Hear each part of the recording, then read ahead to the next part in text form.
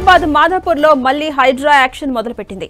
ఫుట్పాత్లపై అక్రమంగా ఏర్పాటైన షాపులు, ఫుడ్ స్టాల్స్ ను కూల్చివేస్తున్నారు హైడ్రా అధికారులు.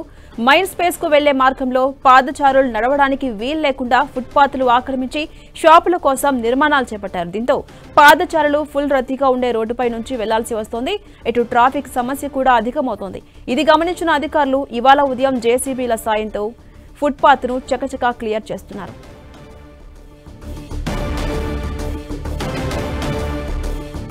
మనం విజువల్స్ చూస్తున్నాం.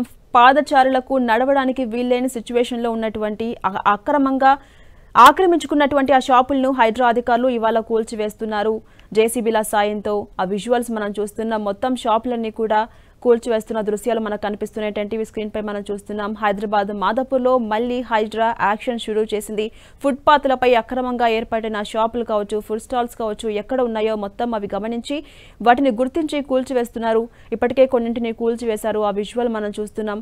ప్రధానంగా మైండ్ స్పేస్ కు వెళ్లే మార్గంలో పాదచారులు నడవడానికి కూడా వీలు లేకుండా ఈ విధంగా ఫుట్పాత్లు ఆక్రమించి షాపుల కోసం నిర్మాణాలు చేపట్టారు కొంతమంది.